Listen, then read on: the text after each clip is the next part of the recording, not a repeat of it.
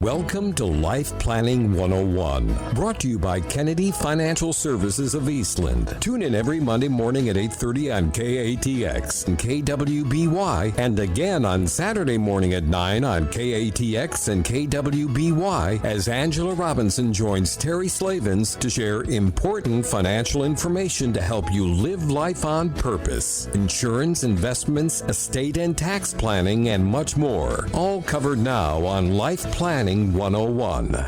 Well, very pleasant good Monday morning, everyone. Welcome into Life Planning 101 right here on KATX, KWBY. And as usual, Angela Robinson joins us. Good morning, Angela. Good morning. And boy, do we have a show lined out for you. I'm excited about this one. I have been all weekend. So I'm kind of nervous excited. This gentleman that's been on the show, I've known him since I was a little girl.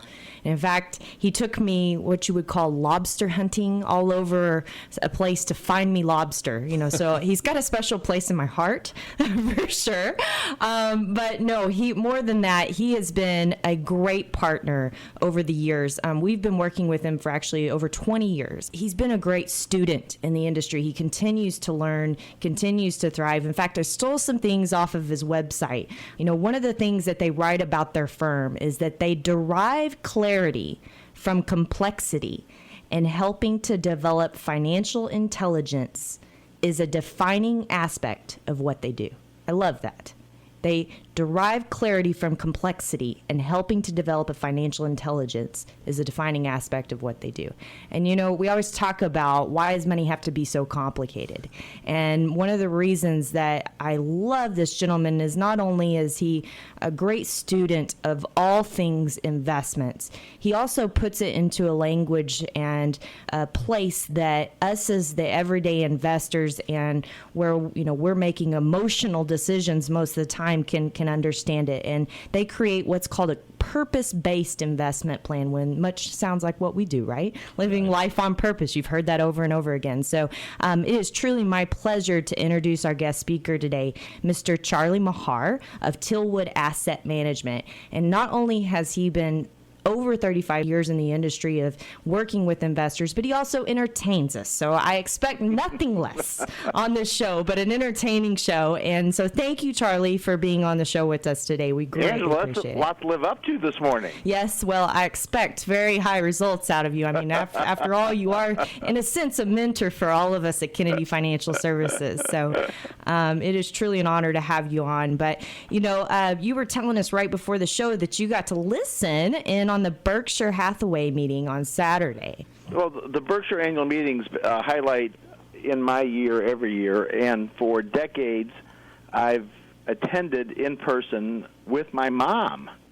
And this year she said she's 85, and she said, I'm not really up to climbing up to the rafters of that huge auditorium, so I'll take a pass. And my good fortune is that Yahoo Finance broadcast it live as a webcast. So even though I didn't go to Omaha, I got to sit on my screened-in porch in Minnesota and listen to the whole meeting. It was great. And so I wanted to share a story that Buffett told. He started off talking about he bought his first stock as a 12-year-old in 1942. And he'd saved up since the age of 7. So that tells you something about Buffett, that from 7 to 12 he was saving up to buy a stock. But he said, I want you to have some perspective about what's happened in our equity markets in my lifetime. And he said, if in 1942, if you had put $10,000 into gold, today you would have a $400,000 value on your $10,000 investment. And if you had put the same $10,000 into the equivalent of the S&P 500, today you'd have $52 million. Wow. For your $10,000 investment. Wow. So that's a great way to think about that over long periods of time, the compounding value of equities is that the $10,000 you put away today has the potential and had the potential of becoming $52 million, a mere 75 years later. So I thought that was an astounding comparison. And then I did a little back-of-the-envelope calculation, and I went and I looked up in the Dow Jones Industrial Average how many stocks that were in the index in 1942 are still in the index, and the answer is 5. Wow, of the 30. So, wow. Right. So the other side of that is that it doesn't mean to put your money into the market and go brain dead, right? Because if you picked out any random 30 stocks, only 5 of them survived over the 75-year time period in a healthy way. So you have to be dynamic. You have to adjust with changes. That 16% stayed in place and 84% turned over. So on a long-term basis, that's not a high rate of turnover, but the idea that you can just be dormant and completely static is not what works. That's interesting. I think somewhere along the lines you must have got wind of what we were going to put in our weekly life lessons this week. We did the 87 reasons not to invest in the stock market, looking back over the last 87 years. And then we did a little calculation of what 87 years would have been with a $10,000 investment. You know, it's funny because there is a fine line. We're all emotionally tied to our money. We've worked hard for it. We don't want to see it gone. And, income is something that, everybody feels like they're going to need in the future and they want to protect that. But at the same time, like you say, you can't sit stagnant. And so how do you play that fine line with your emotions? And I know, this is an area of study that you have done tremendous amounts of work in and have presented on it several times. And of course, we always brief on it during our shows when Aaron comes on because it is such an important aspect. Right. But sometimes, it's great to hear an outside point of view with, what you see on a broader picture. Right. Well, since we're on the theme of Berkshire Hathaway annual meetings, I'm going to answer your question by sharing a Q&A from a Berkshire meeting that happened in 2013. So a woman gets up to ask a question at the meeting, and she says to Warren and Charlie, "You guys have done better than anybody else. What's your secret? What do you do that they don't do? Why are you so successful?" And Charlie Munger answers for the two of them, and he said, "We try to remain sane when others like to go crazy." There you go. Right? That's good. So when the question was asked, I'm answering it in my mind's ear for myself already, and I anticipate they're going to say, well, we're better at deploying capital than other investors, and we've had higher returns, and that's why they're better. But they don't see their competitive advantage as being deploying capital. They see their competitive advantage as behavioral finance, by being a rational investor. And so if the most successful investors in history think that the biggest advantage you can bring to the table is trying to remain sane when others like to go crazy, that's a pretty persuasive case. Absolutely. I have another famous quote I love. It's by Charles Ellis. He says, "Las Vegas is busy every day, so we know not everyone is rational." Absolutely. And I'm guilty. I will say that. When we come back, more from Mr. Mahar. You don't want to miss it right here on Life Planning 101. And we're back with more Life Planning 101 right here on KETX KWBY. Angela? Good morning again, and we have a very special guest. Mr. Charlie Mahar from Tealwood Asset Management was just giving us an update on the Berkshire Hathaway meeting from this last Saturday, and it all comes back to the one thing that we talk about all the time, it seems like, behavioral finance. So, Charlie, I'll let you have the floor. You talk about the silent killer of investing. Go for it.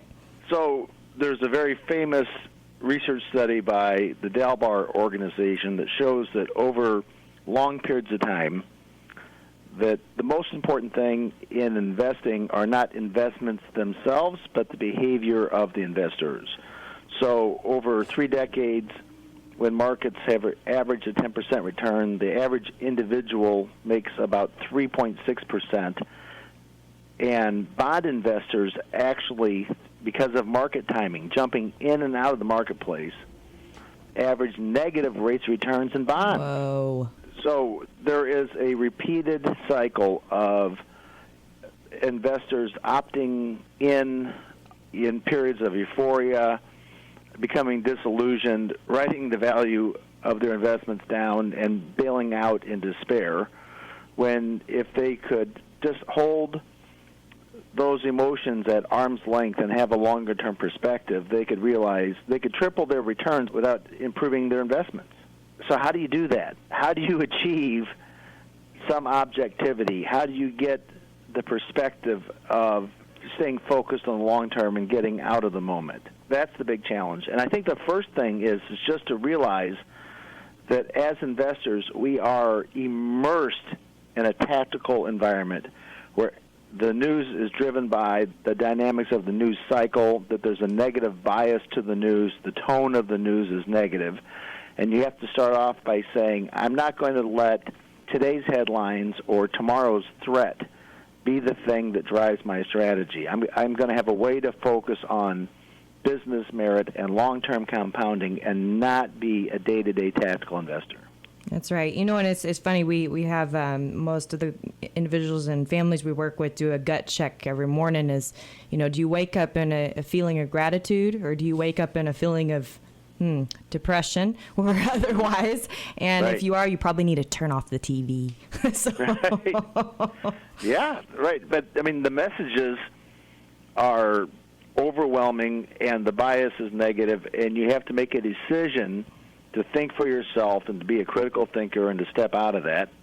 And obviously to work with an advisor who's committed to getting out of the tactical and focusing on long-term goals. That's right. Aaron was on the show a couple weeks ago, and he said, he's guilty of it too. We're all guilty of being emotional. We're humans. And so, what he does is he has a shopping list of things, a wish list of things that he wants to buy in the market. And so when he's kind of feeling that down and out feeling, he starts going and looking at that shopping list and seeing how things are doing. And it turns that around to what you're saying. It lets him be a critical thinker rather than, going with the masses and, not looking for the opportunities that are out there. Yeah, and there's another element I think that can help, and it's understanding the relationship between the economic cycle and the marketplace. So I'll try to say this as succinctly as I can. When the economy is expanding, the stock market is a reliable source for positive performance. Expansions last, on average, 7 years. The market returns 15% annually during periods of expansion. Contractions are a recurring phenomena, and in recessions, the market averages a 32% decline.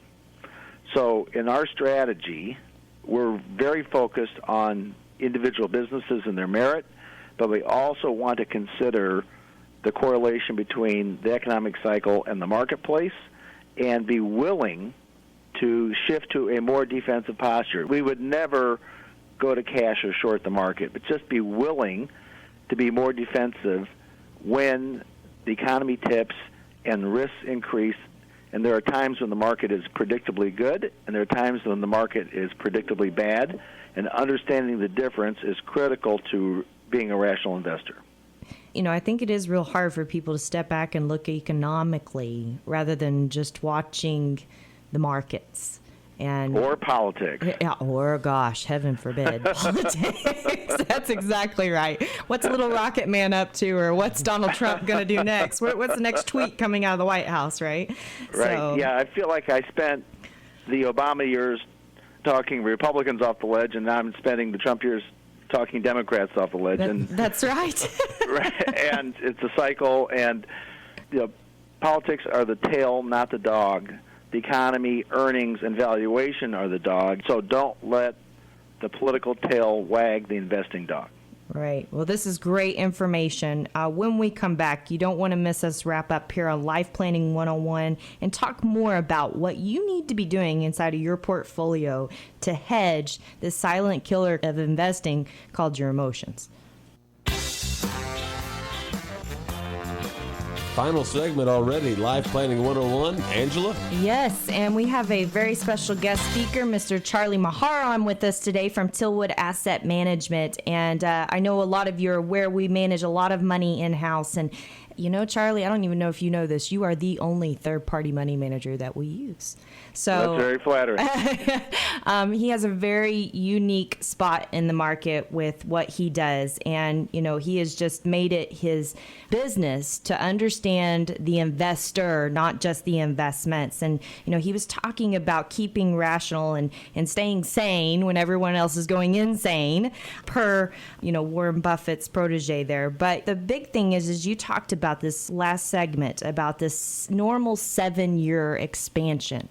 in the economy. And I think that's the biggest question on everybody's mind, isn't it? Of where are we? What's going to happen next? What is to come? Are we really about to hit, a recession and everything starts spinning backwards? Or are we in growth mode? And what are things going to look like over this next year? Right. Well, we spent a lot of time on that subject, and the first thing I want to say is that while the average expansionary period has been 7 years, we are now in the 10th year of this expansion. The longest expansion in the history of the U.S. economy was 10 years. It happened once from 91 to 01. The previous longest expansion was 8 years from 61 to 69. But by all rights, this will turn into the longest expansion in the history of the U.S. economy. Wow. And we do not believe in making forecasts. Once you make the forecast, you fall in love with your forecast and you have to defend it. So from our perspective, we say let the data drive. And we focus on some key data points like the index of leading economic indicators, the yield curve, S&P 500 earnings, and GDP itself. And all that data continues to say we're in expansion mode.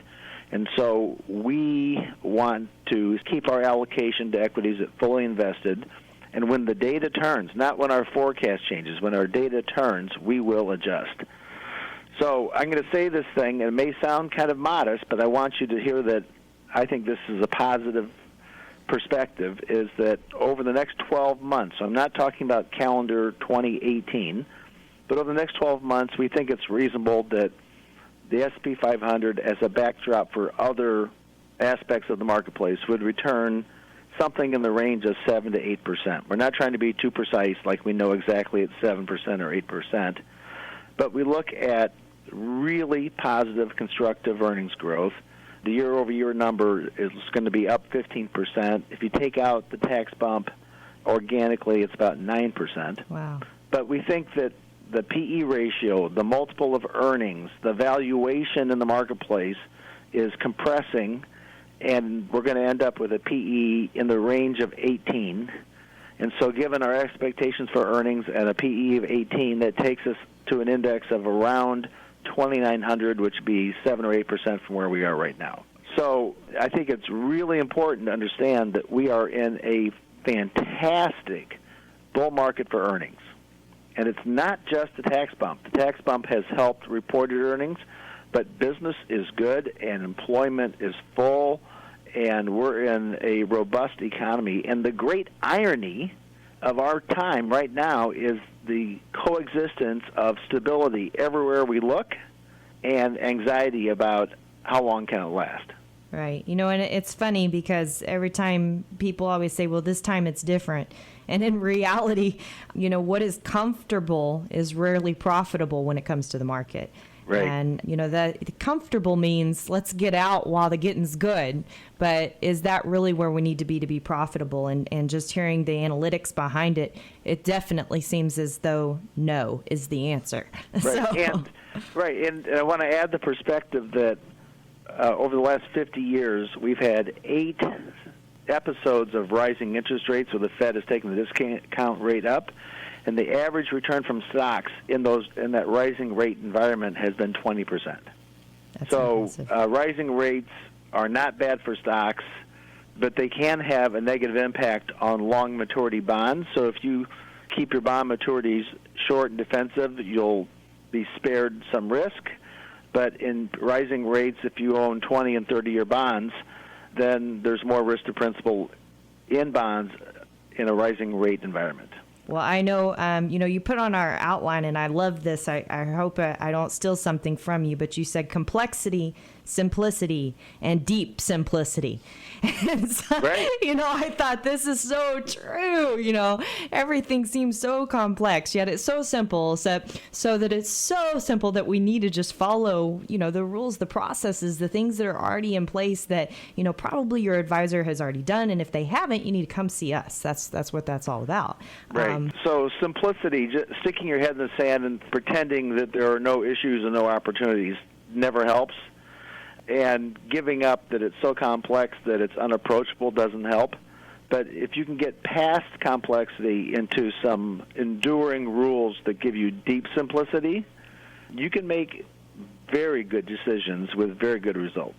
Absolutely. And I know all over you promote this as well, and I think that's why our cultures align so much. We talk about so much about focusing on life, focusing on living life on purpose, not on the money. The money's right. the tool, right? And if you right. keep your center around those goals, man, it makes things so much easier, and it makes your plan so much more resilient for those times that, yes, we will have another recession. Get ready for it. But right. have a plan in place. Be ready to invest and find that opportunistic rather than the opposite and run away from it scared, because that's when you get hurt. Yeah, that's well said. And being able to say what the purpose of your money is a liberating thing, rather than just having it be the source of security or insecurity. To what end? And aligning purpose with your happiness is what life is about. That's right. So, well, Charlie, do you have one last word of wisdom for our listeners today? So, given our topic is being a rational investor, I just want to add one thing, is that one of the news stories that is giving people a sense of anxiety today is interest rates are going up. And I want to say, get over it. The interest rates going up is not a threat. Actually, our Federal Reserve Bank has been suppressing rates since 2008. They were too low. We need to be able to get savers and investors a real rate of return on interest rates, which they haven't been able to do. A year and a half ago, the 10-year Treasury yielded 1.4%, and the inflation rate was 2%. So you're losing purchasing power by being invested in treasuries. That makes no sense. So rates going up is a recurring phenomena. We are at a 3,000-year low on interest rates. Let that sink in. So if you regress to the mean, if you get back to average from a 3,000-year low, of course rates are going to go up. And it just means that the economy is healthy and that the regulators are getting back to something that looks like sanity. And don't let that be the reason that you make an emotional decision to abandon your long-term strategy. Very good. Well, Charlie, thank you so much for being on the show today. We greatly appreciate you and all you do to support the families that we work with. God bless you, and God bless our listeners. Thank you, Angela. Yes. Thank you very much. Have a great one. Bye. Thank you for joining us for Life Planning 101, brought to you by Kennedy Financial Services of Eastland. Tune in every Monday morning at 8:30 on KATX and KWBY, and again on Saturday morning at 9 o'clock on KATX and KWBY for more Life Planning 101. Advisory services offered through Smart Money Group, LLC, a registered investment advisor. Securities offered through Calton & Associates, Incorporated, member FINRA SIPC. Kennedy Financial Services, Incorporated is an independent of Calton & Associates, Incorporated, and Smart Money Group, LLC.